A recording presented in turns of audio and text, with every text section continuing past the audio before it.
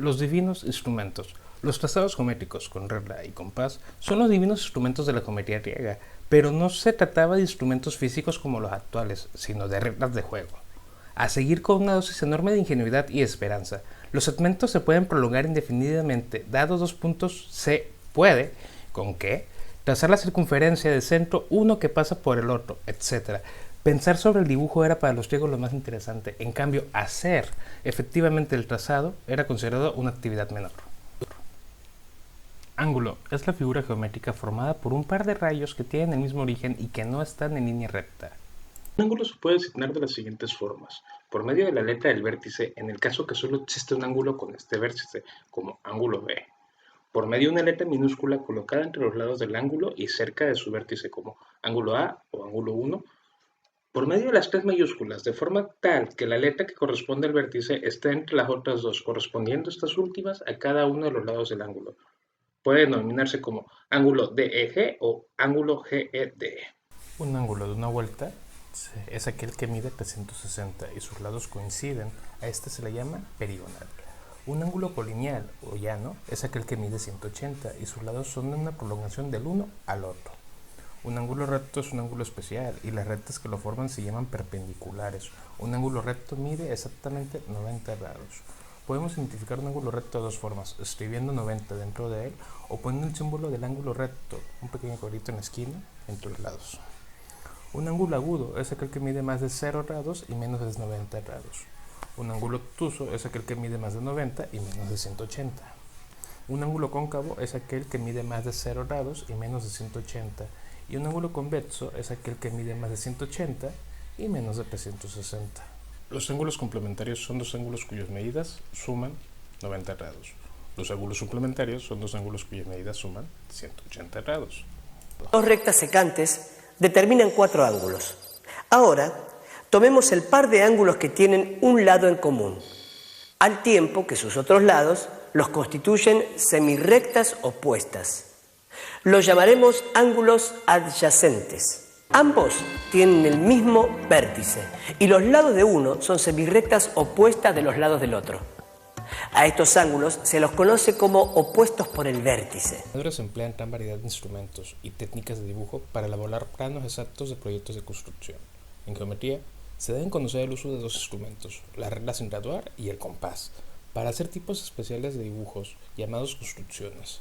Para construir un segmento congruente con un segmento dado, vamos a abrir el compás a la longitud del segmento dado. Vamos a trazar un rayo que tenga la mayor longitud con el segmento dado y con el mismo compás cópiese el segmento sobre el rayo. Para construir un ángulo congruente con un ángulo dado, vamos a trazar un arco que interseque ambos rayos del ángulo dado.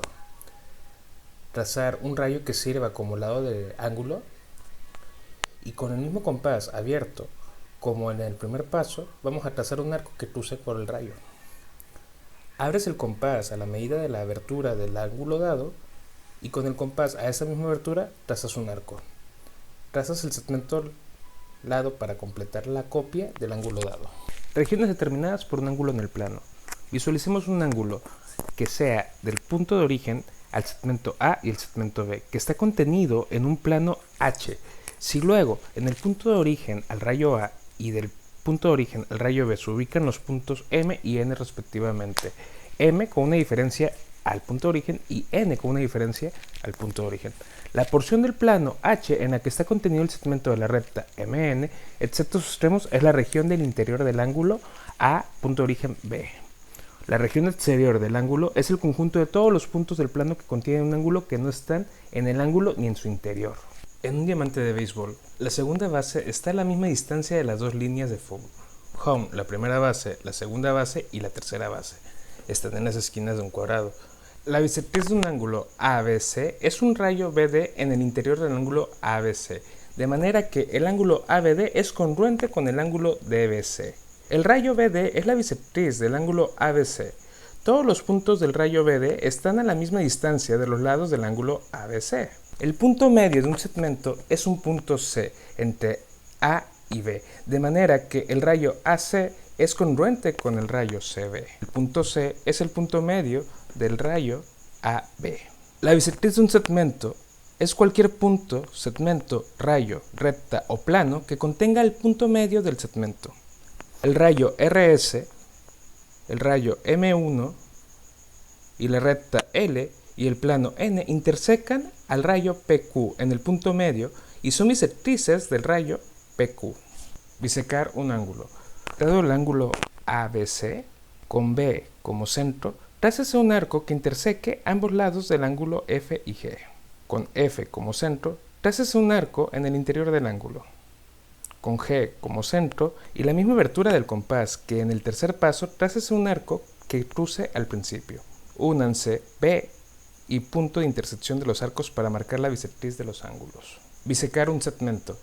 Dado el segmento de recta AB, con A como centro y el compás con una abertura mayor que la mitad del rayo AB, trácese un arco semicircular. Con B como centro y el compás con la misma abertura que en el paso 2, trácese un arco semicircular que interseque al primer arco. Únanse los dos puntos de intersección para completar la construcción de la bisectriz de rayo AB. Este diagrama muestra cómo la bisección de un ángulo resulta útil en la marcación de un diamante de béisbol. Obsérvese que el montículo del lanzador está sobre la bisectriz del ángulo a 60 pies y a 6 pulgadas de home. No está sobre una recta que vaya de la primera base a la tercera, ni está en el punto medio de la recta que va home a la segunda base.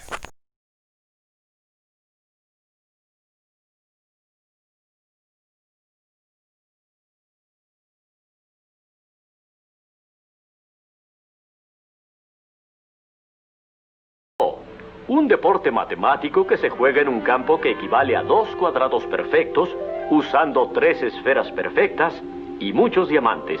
En otras palabras, billar. Se necesita ser un experto para ejecutar varios tiros seguidos. 1, 2, 3, 4, 5, 6. ¡Wow! ¡Eso es un tiro de suerte! ¿Suerte? No, pericia. Para este juego se necesita mucha experiencia.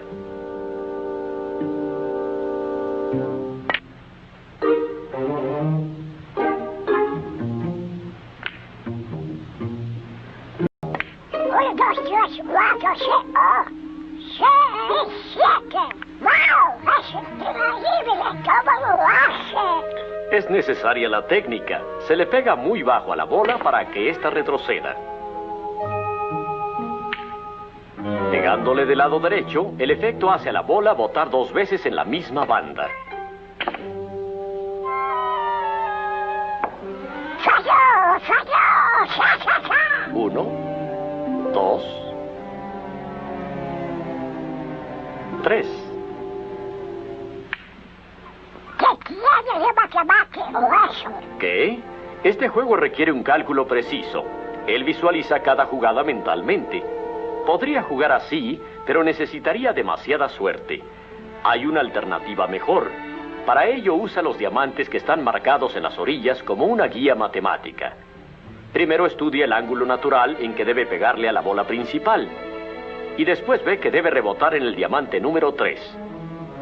Para poder tirar necesita un número para su posición clave. Esto hace necesario utilizar otros números. Muy confuso. No cuando ya se sabe lo que se hace.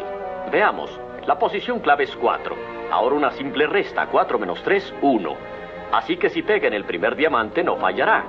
A esto se le llama utilizar el sistema de diamantes.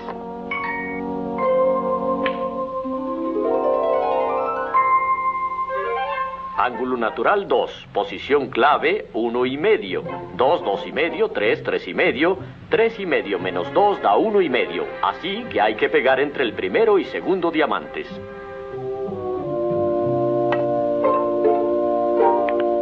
Esto es fácil, voy a probar. Es muy sencillo. Ángulo natural 2, posición clave 3,5. ¿Cuántos son 3,5 menos 2? 1,5.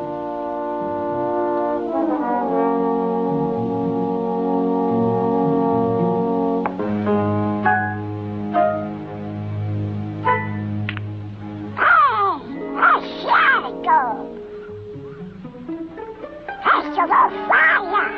Si pego aquí, 4,5 más 4, 4,5 más 6,5. Estás haciendo las cosas demasiado difíciles, Donald.